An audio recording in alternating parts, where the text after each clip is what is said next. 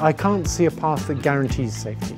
We're entering a period of great uncertainty where we're dealing with things we've never dealt with before, and we can't afford to get it wrong with these things. Can't afford to get it wrong, why? Well, because they might take over. That's Geoffrey Hinton, the former Google engineer known as the godfather of AI, speaking on 60 Minutes about the potential dangers of artificial intelligence. Those issues may be a current topic of debate, but AI has been the subject of Hollywood films since the silent era. And this year, one of the most influential cautionary tales is celebrating its 50th anniversary. Westworld.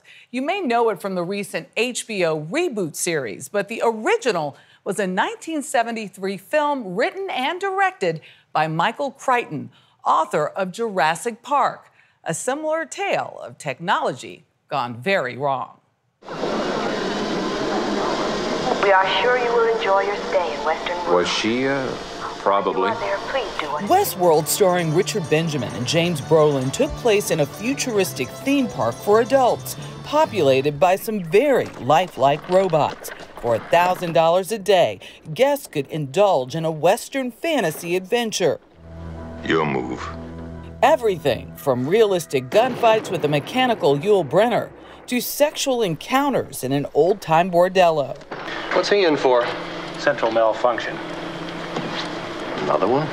That is before the AI malfunctioned, causing the robots to turn on the guests.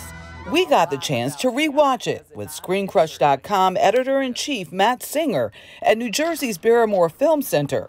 Boom! Ooh! Ow! Something goes wrong. How do you get up after being shot like that? It's James Brolin. He's a tough guy. I'm shot. So, like, we're talking Westworld. 50 years. Michael Crichton, he wasn't so far off, was he? No, I mean, in some ways, the movie is a little dated, right? The effects, some of the mustaches. Well, you come to the right place. But I think the issues that it was talking about are probably more relevant and maybe even more scary now than they might have been in 1973. Oh, my God. Draw. Those issues become pretty obvious. It's like the literal Yul Brynner running amok. He's a robot and he's going to kill Richard Benjamin. But I think if you take a step back, this idea that, well, nothing could go wrong.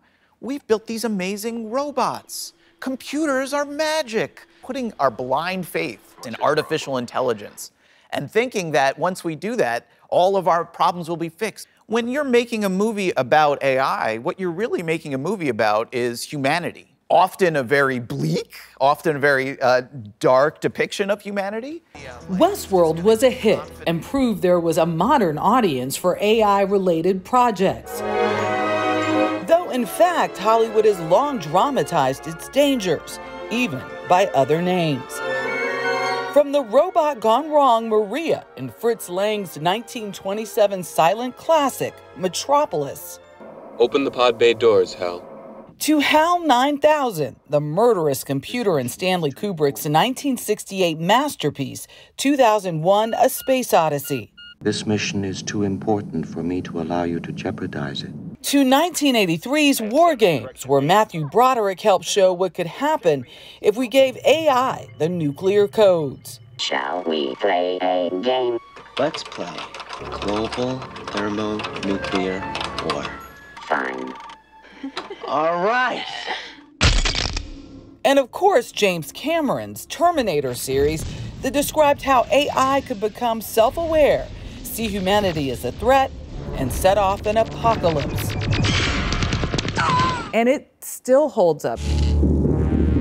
But I think the thing that's so funny is when people ask James Cameron about Terminator now, and about AI now, you know, I think earlier this summer he was quoted as saying, I tried to warn you people about this in 1984, and you guys didn't listen. We're closer than ever. That may be true, but after all this science fiction, we decided to get some science fact from someone who knows a thing or two about AI and robotic technology. Robert Plater is CEO of Boston Dynamics, one of the world's leading robot manufacturers. Makers of Spot, a four-legged robot with a variety of commercial uses. Stretch, designed for loading and unloading in warehouses, and their latest creation, Atlas, displaying very human-like form and mobility. We had to see it for ourselves. Oh, okay. He looks human. By witnessing Atlas in action. Okay, Atlas. It's definitely the most complicated robot we've built so far. Look at him. Wow. It traversed an obstacle course and even got down, busting a few moves. Fun behaviors. We're dancing now. Then Atlas really kicked it into high gear. Woo!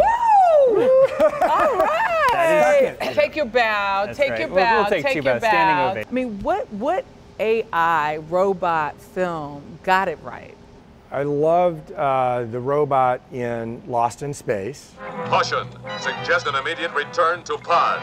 So it had these beautiful extensible arms and pincher grippers, and he had a head that could see all the way around. Spot has cameras all the way around its body. Why wouldn't you want that? Has Hollywood given robots a bad name? You know, the stories about robots have been pretty consistently scary. From the beginning, the creation ends up rising up and destroying the creator. And, you know, that's a powerful story. People can't forget it. The story, of course, is that the robots are scary and they're going to take over and they have emotions and destroy us, but the opposite is true. What are some of the safeguards that you're thinking about, if at all, to keep those dangers at bay? There are some reasonable concerns here. You know, we're building a next generation of robots that have unprecedented mobility. That means they're going to gain access, could have access to our places of work or even our homes. And so I think that raises questions of privacy and safety that have to be addressed. And so there needs to be regulation around the use of this technology. And for this reason, we have been working with regulators to establish rules of safe use of this kind of technology. Getting that right might go a long way to addressing people's concerns about robotics. But then Plater would still have Hollywood's scary portrayals to contend with. You are a robot, aren't you? That is correct, sir. You know, art predicts science, but it's not inevitable. And so the artistic representations of what robots become, I don't think has to happen in real life. We're going to build robots that are useful for specific application. And really, you know, they're machines at the end of the day and they're going to have on-off switches. So, you know, I'm not nearly as worried as, you know, some. And that group would include movie critic Matt Singer, maybe from all the AI-induced catastrophes he's seen played out on the big screen. When I look at a lot of these movies, what I see is a lot of doom. Warnings gone unheeded. I would love there to be hope. I would love for a movie, and maybe this is a movie we need, is a movie that shows how artificial intelligence and humanity can work together.